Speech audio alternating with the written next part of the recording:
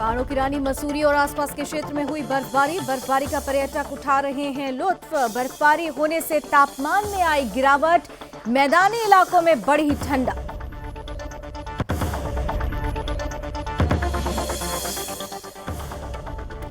मसूरी में एसडीएम और सीओ ने राजनीतिक और सामाजिक संगठनों के पदाधिकारियों के साथ की बैठक में निर्वाचन आयोग और प्रशासन की तरफ से कोरोना को लेकर जारी गाइडलाइन के बारे में मौजूद लोगों को कराया अवगत।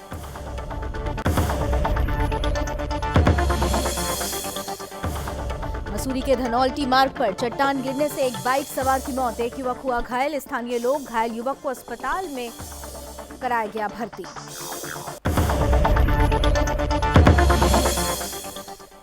और सरोवर नगरी नैनीताल में फ्रंटलाइन वॉरियर्स और 60 साल से ऊपर के लोगों को लगाई गई बूस्टर डोज लगवाने के लिए लोगों में दिखा उत्साह।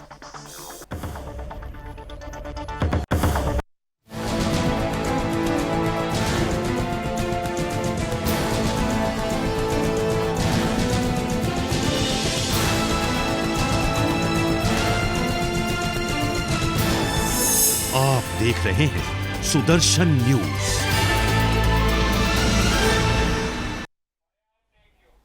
नमस्कार, उत्तराखंड विशेष देख रहे हैं आप। आपके साथ मैं हूं लावनी विनीत। बुलेटिन की शुरुआत करते हैं पहाड़ों की रानी मसूरी की खबर के साथ, जहां साल की पहली हल्की बर्फबारी हुई है। इससे स्थानीय लोगों के साथ साथ बाहर से आए पर्यटकों के चेहरे खिल गए हैं। मसूरी के आसपास के क्षेत्र के लाल टिब्बा, धनौल्टी, सुरकंडा देवी और पहाड़ी क्षेत्रों में भारी बर्फबारी हुई है। बर्फबारी होने के कारण तापमान में भारी गिरावट दर्ज की गई है। तापमान में आई गिरावट के चलते ठंड भी बढ़ गई है। वहीं ठंड से बचने के लिए स्थानीय लोग अलाव का सहारा ले रहे हैं। भारी बर्फबारी होने के चलते मसूरी धनौल्टी मार्ग सुवाखोली के पास जाम भी लग गया, जिससे स्थानीय लोगों के साथ साथ पर्यटकों को काफी परेशानियों का सामना करना पड़ता है। दूसरी तरफ मसूरी और आसपास के क्षेत्रों में पर्यटक भारी संख्या में पहुंच रहे हैं। वहीं बर्फबारी का जमकर पर्यटकों द्वारा आनंद भी लिया जा रहा है। बर्फबारी को देखते हुए प्रशासन की तरफ से धनौल्टी और सुवाखोली में भीड़ होने पर मसूरी में ही पर्यटकों को रोका जा रहा है, जिससे जाम की स्थिति न हो और पर्यटकों को परेशानियों का सामना न करना पड़े। कहाँ से हो? देहरादून से ही। कैसा लग रहा है आपको?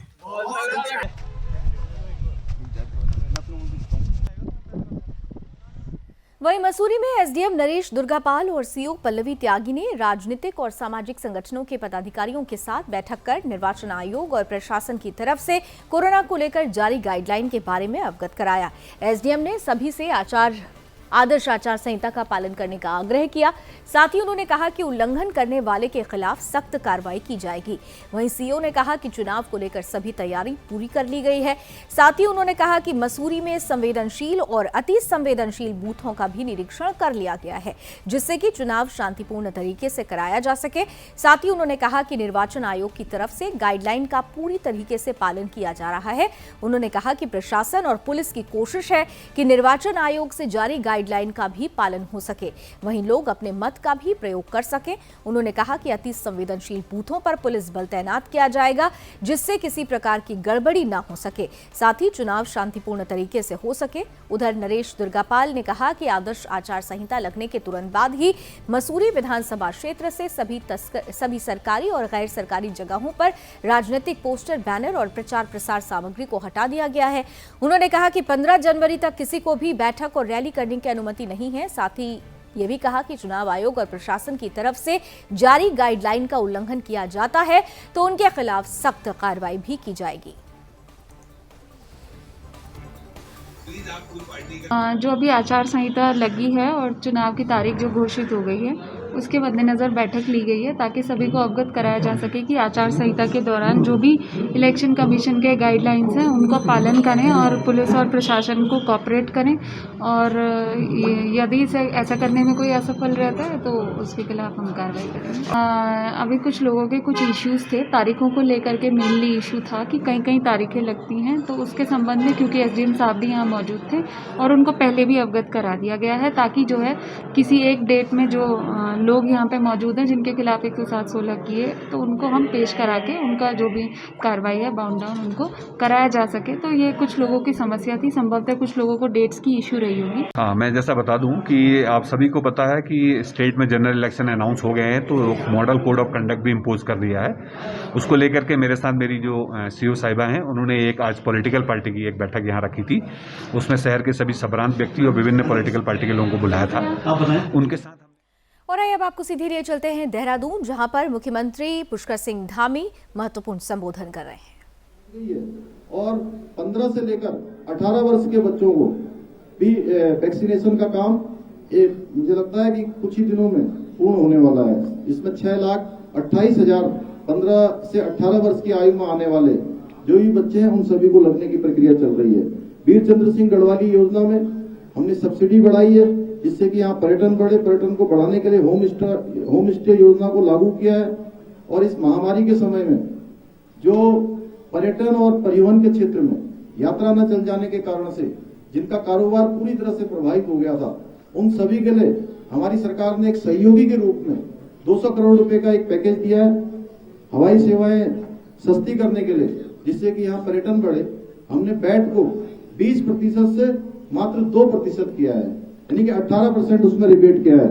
स्वास्थ्य के क्षेत्र को अधिक अच्छा बनाने के लिए इस कोरोना महामारी में जिन लोगों ने काम किया उनके प्रोत्साहन के लिए, जिसमें हमारी आशाएं हैं, ANM है, फार्मासिस्ट है, डॉक्टर है, हेल्थ वर्कर है, सभी को 205 करोड़ रुपए का पैकेज दिया है। एम्स का सैटेलाइट सेंटर, जिसका माननीय प्रधानमंत्री जी के द्वारा जो कुमाऊं क्षेत्र में उधम सिंह नगर में खुलेगा, उसका शिलान्यास कर दिया गया है।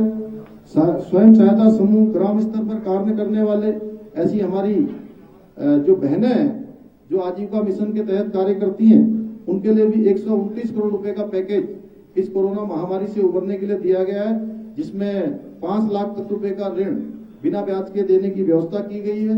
इसके साथ साथ उनका प्रतिपूर्ति के रूप में 6 माह का जो ब्याज है उसको भी सरकार के द्वारा दिया गया है। 24,000 पदों पर भर्ती की प्रक्रिया गतिमान है, लगातार चल रही है और आने वाले समय में 24 के 24,000 पद भर दिए जाएंगे।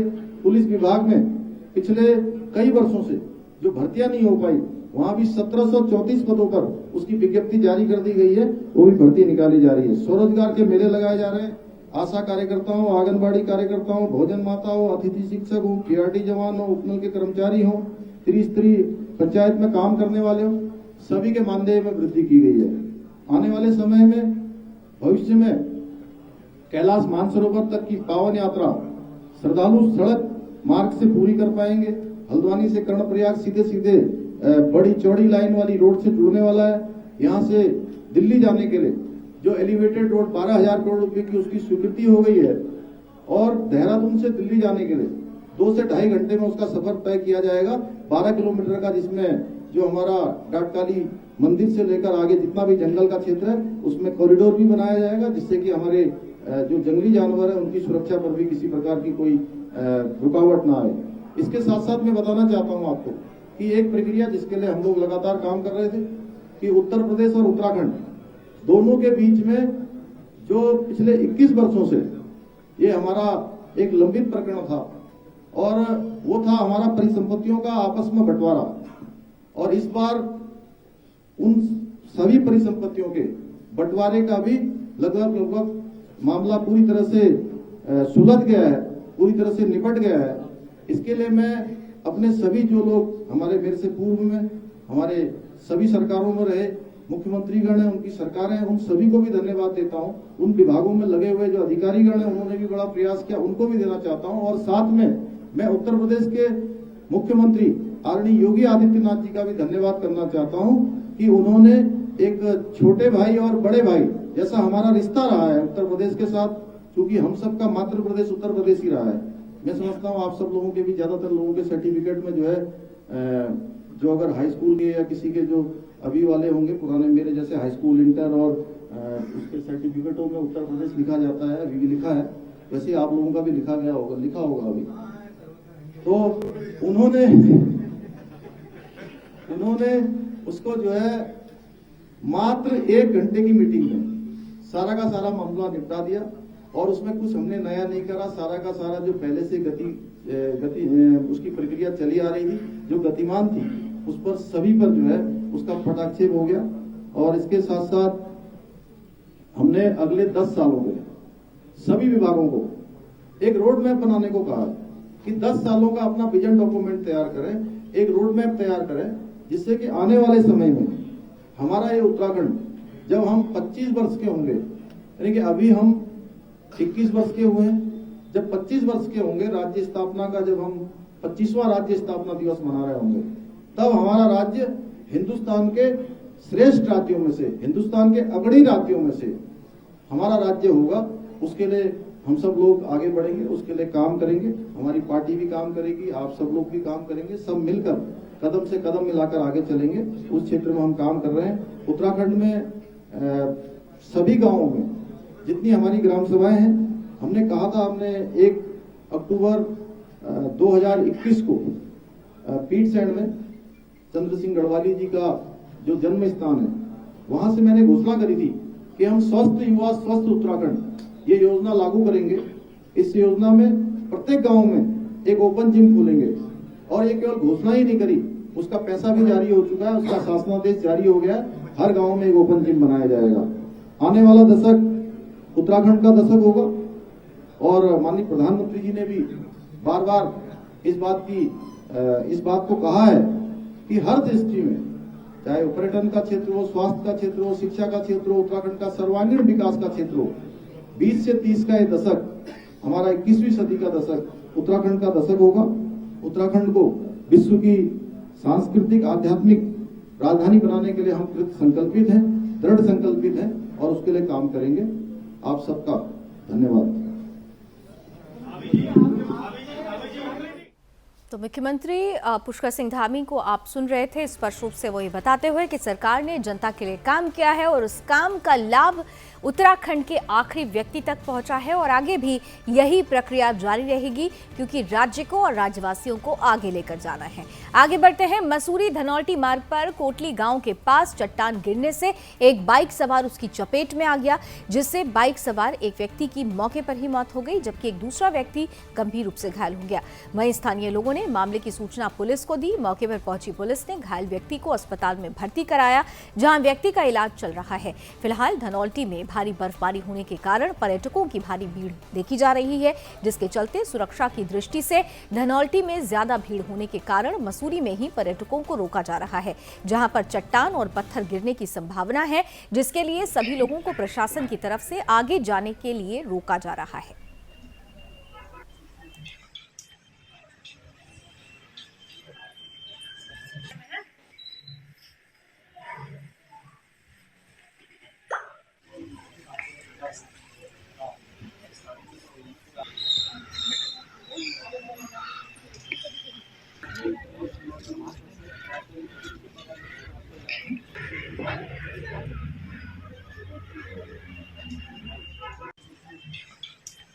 सूचना मिली थी कि ये सुवाखोली और धनौल्टी के बीच में पहाड़ से चट्टान गिरने की वजह से एक स्कूटी सवार इसकी चपेट में आ गए थे। तो उसमें जब जानकारी की गई तो उसमें एक स्कूटी सवार अनुज नाम का लड़का है, 23 साल का, ये रायपुर देहरादून का रहने वाला है। ये उस चट्टान की चपेट में आने के कारण इसकी मृत्यु हो गई, और एक लड़का और है जो घायल हुआ है, उसको हायर सेंटर रेफर कर दिया गया है। किस तरीके से और जाँच की जा रही है? इसमें अभी बेसिकली हमने पंचायतनामा भरा है, पोस्टमार्टम करवा रहे हैं। पोस्टमार्टम में जो भी इसकी मृत्यु का कारण आएगा, फिर उसका विश्लेषण और उसकी जांच की जाएगी। और इस वक्त उत्तर प्रदेश से एक महत्वपूर्ण खबर आ रही है, जहां पर एक और मंत्री ने इस्तीफा दिया है, जिसकी सुबुगाहट कल ही लग चुकी थी। दारा सिंह चौहान ने मंत्री पद से इस्तीफा दे दिया है, और इसी के साथ ये अटकलें लगाई जा रही है कि दारा सिंह जल्द ही समाजवादी पार्टी में शामिल हो सकते हैं। इस पर उन्होंने रिएक्शन भी दे दिया है। आइए जल्दी से सुन लेते हैं। देखिए, ऐसा है, ये सही है। अभी लोग सवाल आप लोग भी खड़ा करेंगे, लोग खड़ा करेंगे कि 5 साल आपने इस्तीफा नहीं दिया, कुछ नहीं किया, आप लोग मलाई खाते रहे। लेकिन मैं कहना चाहता हूँ, 5 साल तक जिस पिछड़े, जिस दलित, वंचित, उपेक्षित लोगों के सहयोग आशीर्वाद से भारतीय जनता पार्टी की सरकार बनी, वो 5 साल तक उपेक्षित रहे, लोग मलाई खाते रहे, लेकिन उनको कोई कुछ भी नहीं मिला, उनको इंसाफ, न्याय, सम्मान नहीं मिला, इससे आहत होकर के मैंने आज सरकार से इस्तीफा दिया है। मैं भी पूरे प्रदेश में जिस हमारे समाज के लोगों ने जितना सम्मान दे के, ताकत दे के मुझे इस मुकाम तक पहुंचाने का काम किया है, पूरे प्रदेश में अपने समाज के लोगों से चर्चा पर्चा करने के बाद फिर मैं निर्णय लूँगा। और आइए अब उत्तराखंड की खबरों का ही रुख कर लेते हैं। सरोवर नगरी नैनीताल में फ्रंटलाइन वॉरियर्स और 60 साल से ऊपर के लोगों को वैक्सीन की बूस्टर डोज लगाई जा रही है। मौसम खराब होने के बावजूद भी डीएसए ग्राउंड में कोरोना को जड़ से खत्म करने के लिए वैक्सीन की डोज लगाने के लिए भारी संख्या में लोग पहुंच रहे हैं। वहीं सभी लोगों में बूस्टर डोज लगवाने के लिए उत्साह देखा जा रहा है। इस दौरान पीएमएस डॉक्टर केएस धामी ने सभी लोगों से निवेदन करते हुए कहा कि सभी लोग कोरोना की बूस्टर डोज जरूर लगवाएं। साथ ही उन्होंने कहा कि सभी लोग सरकार और प्रशासन की तरफ से जारी गाइडलाइंस का पालन भी करें।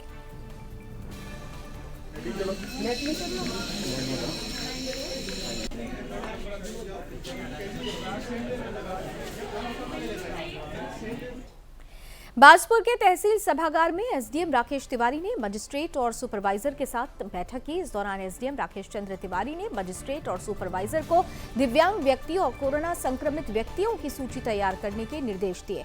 साथ ही उन्होंने कहा कि निर्वाचन आयोग की तरफ से दिव्यांग 80 साल से ज्यादा उम्र के व्यक्ति और कोरोना संक्रमित व्यक्तियों को डाक मतपत्र और पोलिंग बूथ पर मतदान करने की इच्छा जाहिर करने की अनुमति दी गई है, जिससे बीएलओ के माध्यम से ऐसे व्यक्तियों तक पहुंचा जाएगा जिससे श्रेणी में आने वाले व्यक्ति अपना सहमति पत्र प्रदान करेंगे। साथ ही उन्होंने कहा कि अगर कोई व्यक्ति डाक मतपत्र से मतदान करने की इच्छा जाहिर करेगा तो वो पोलिंग बूथ पर मतदान नहीं कर सकेगा। आज जो हमारे विधानसभा 64 बाजपुर में दिव्यांग हैं और जो 80+ हैं, 80 वर्ष से अधिक आयु के हैं या जो कोविड संक्रमित हैं, उनके लिए डाक मतपत्र से माननीय निर्वाचन आयोग द्वारा सुविधा प्रदान की गई है। माननीय निर्वाचन आयोग के दिशा निर्देश में और डीएम सर के दिशा निर्देश में आज यह बैठक सेक्टर मजिस्ट्रेट और सुपरवाइजर की बुलाई गई है। पूर्व में मेरे द्वारा बीएलओ के साथ बैठक की जा चुकी है। तो उनके लिए जो 80+ है और जो दिव्यांग है उनके लिए आरओ की तरफ से एक सूचना पत्र जाएगा कि आप के पास वैकल्पिक व्यवस्था है कि आप चाहे डाक मतपत्र से मतदान करें अथवा मतदेय स्थल पर जाके मतदान कर सकते हैं। तो आज उसी के संबंध में बैठक बुलाई गई। वह प्रत्येक दिव्यांग व्यक्ति और प्रत्येक 80+ को यहाँ से इंटीमेशन जाएगा, सूचना पत्र जाएगा, उसके साथ 12D उनको जाएगा और वह नोटिफिकेशन के दिनांक से 5 दिन के अंदर बीएलओ के जरिए अपनी सहमति या सहमति देंगे।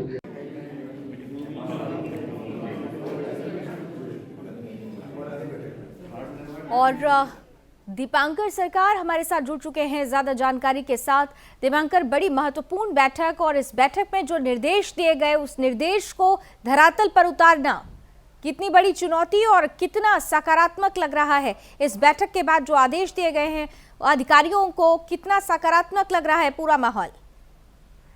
लावनी, आपको बताना चाहूंगा, आने वाले विधानसभा चुनाव के मद्देनजर सभी संबंधित अधिकारी व कर्मचारी अपने अपने तैयारियों में जुट गए हैं। इसी के चलते निर्वाचन आयोग की तरफ से दिव्यांग और 80 वर्ष से अधिक उम्र के व्यक्ति और कोरोना संक्रमित व्यक्तियों की डाक मतपत्र और पोलिंग बूथ पर मतदान करने की अनुमति दी थी, जिसके लिए उप जिलाधिकारी राकेश तिवारी ने बाजपुर तहसील सभागार में सेक्टर मजिस्ट्रेट और सुपरवाइजर के साथ एक बैठक कर ये निर्देश दिए कि दिव्यांग या 18 वर्ष से अधिक उम्र के व्यक्ति और कोरोना संक्रमित व्यक्तियों की सूची तैयार करें, जिसे पीएलओ के माध्यम से उन व्यक्ति तक पहुंचाया जाएगा ताकि इन श्रेणियों में आने वाले व्यक्ति अपना मतदान पत्र प्रदान कर सके। लेकिन दिव्यांग और 80 वर्ष से अधिक उम्र वाले सूची में जिनका नाम रहेगा वह व्यक्ति पोलिंग बूथ पर जाकर मतदान नहीं कर सकेगा।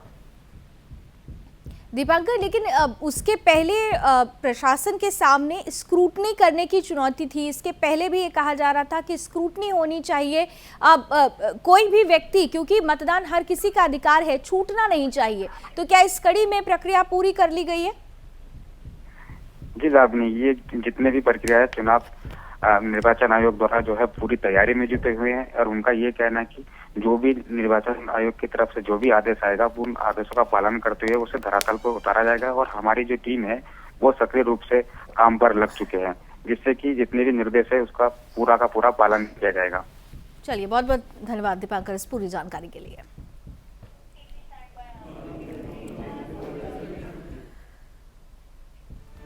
उत्तराखंड के बाजपुर में पुलिस ने एक युवक को 12 बोर के तमंचे के साथ गिरफ्तार किया। पुलिस ने आरोपी व्यक्ति के खिलाफ मामला दर्ज कर उसे न्यायालय भेज दिया है। बाजपुर के ग्राम नंदपुर में एक व्यक्ति ने थाने में शिकायत की। साथ ही व्यक्ति ने शिकायत में पुलिस से कहा कि नंदपुर का रहने वाला राहुल उसके घर में घुस गया और 12 बोर का तमंचा दिखाकर जान से मारने की धमकी देने लगा, जिसके बाद घर में मौजूद लोगों ने राहुल को पकड़ लिया, जिसके बाद लोगों ने आरोपी को पुलिस के हवाले कर दिया। वहीं पुलिस ने पीड़ित की शिकायत पर राहुल के खिलाफ मामला दर्ज कर उसे जेल भेज दिया है। फिलहाल मामले की जांच जारी है।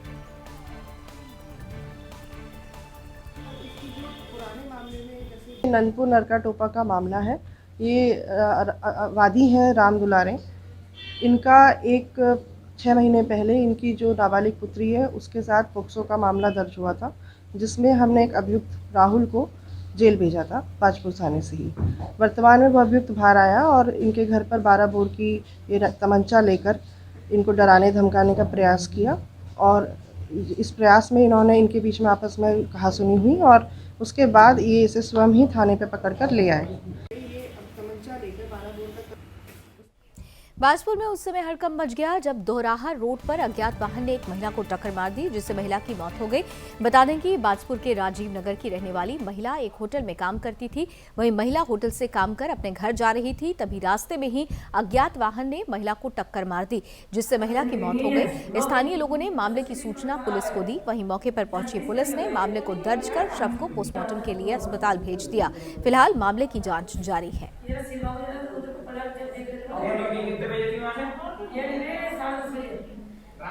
उधर बाजपुर पुलिस को बड़ी कामयाबी हाथ लगी है। पुलिस ने 2 युवकों को स्मैक के साथ गिरफ्तार किया है। पुलिस को मुखबिर से सूचना मिली कि 2 युवक रेलवे स्टेशन के पास स्मैक की तस्करी कर रहे हैं, जिसके बाद पुलिस ने मौके पर पहुंचकर दोनों तस्करों को रंगे हाथों गिरफ्तार कर लिया। स्मैक तस्कर के पास से स्मैक बरामद की गई है। फिलहाल पुलिस ने मामला दर्ज कर दोनों आरोपियों को जेल भेज दिया है और इस मामले में आरोपियों से पूछताछ जारी है।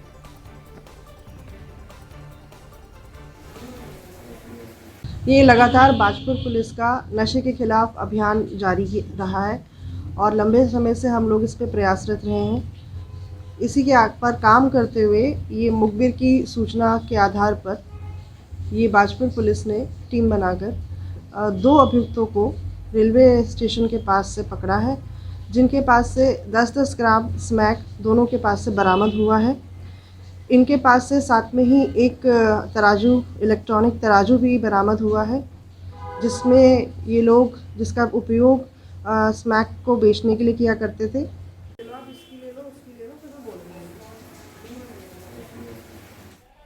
गदरपुर में उस वक्त गदर मच गया जब नेशनल हाईवे 74 पर कुछ दिन पहले हुई सड़क दुर्घटना के 3 दिन बाद ट्रक को हटाते समय एक व्यक्ति की लाश मिली।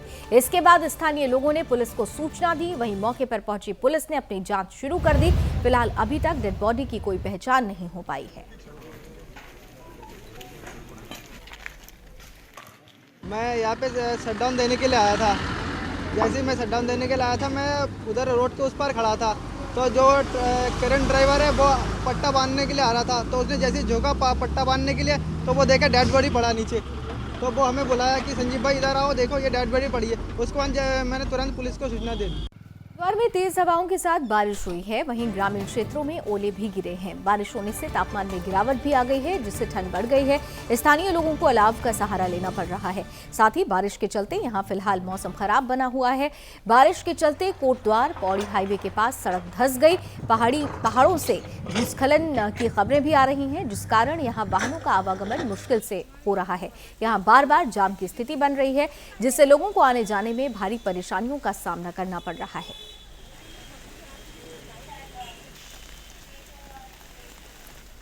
कोरोना वायरस के नए वेरिएंट और उत्तराखंड में लगातार बढ़ते कोरोना के मामले को लेकर जिला प्रशासन ने मकर संक्रांति पर गंगा स्नान करने पर श्रद्धालुओं को हर की पैड़ी और अन्य घाटों पर प्रतिबंधित कर दिया है।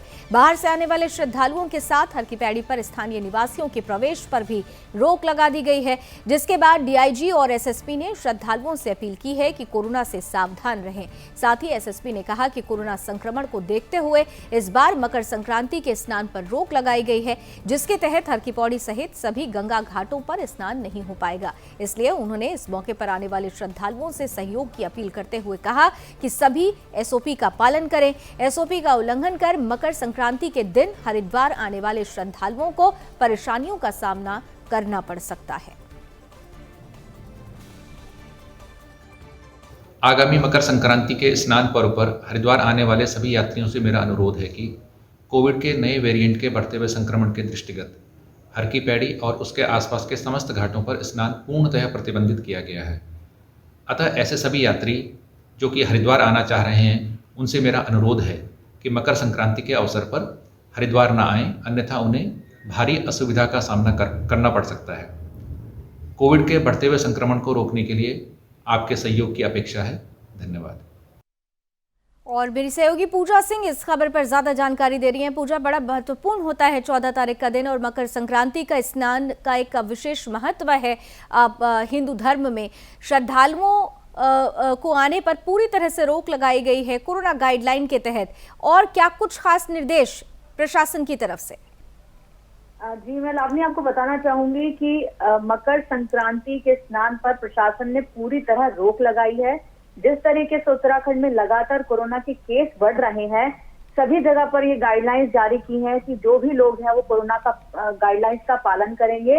इसके अलावा ये गाइडलाइंस जो है 16 तारीख के लिए लगाई गई, 16 तारीख तक के लिए लगाई गई है। ऐसा नहीं कि सिर्फ 14 तारीख का स्पेशल लगाया गया है, ये 16 तारीख तक इम्प्लीमेंट की जाएंगी और राज्य से बाहर आने वाले श्रद्धालुओं को अंदर आने की राज्य में आने की जरूरत नहीं है, क्योंकि ऐसे में उनको रोका जा सकता है। और लावनी, मैं ये भी बताना चाहूंगी कि लिखित आदेश है कि अगर जिसने भी इन गाइडलाइंस का उल्लंघन किया, नहीं माना, उनके खिलाफ कानूनी कार्रवाई की जाएगी।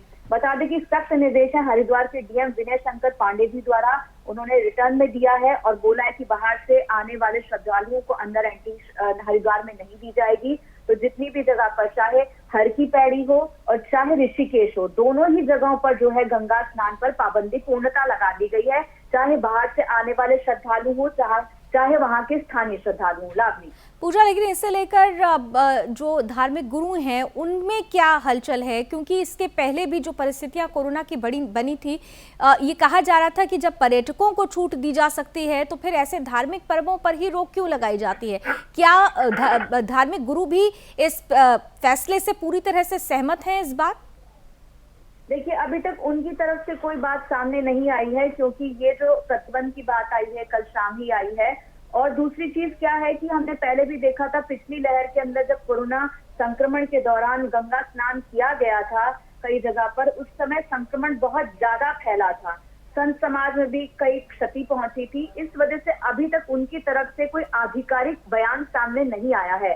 तो लगता नहीं है कि इस बार, क्योंकि साधु संत भी जो है आम जनमानस की भलाई के लिए काम करते हैं, तो इसलिए अभी उनकी तरफ से कोई ऐसी बात सामने, लावनी, आधिकारिक बात सामने नहीं आई है। लावनी, चलिए, थैंक यू सो मच पूजा इस पूरी जानकारी के लिए। तो हरिद्वार प्रशासन ने सख्ती दिखाते हुए निर्देश जारी कर दिया है, कोरोना गाइडलाइन का पालन करना होगा। हर की पैड़ी में किसी भी तरीके की कोई गतिविधि नहीं होगी। खासतौर से 14 तारीख से 16 तारीख तक स्नान पर पूरी तरह से रोक लगा दी गई है। और आइए इसी के साथ उत्तराखंड विशेष में अभी बस इतना ही, लेकिन देश और दुनिया की तमाम खबरों के लिए आप जुड़े रहिए सुदर्शन न्यूज के साथ। जय।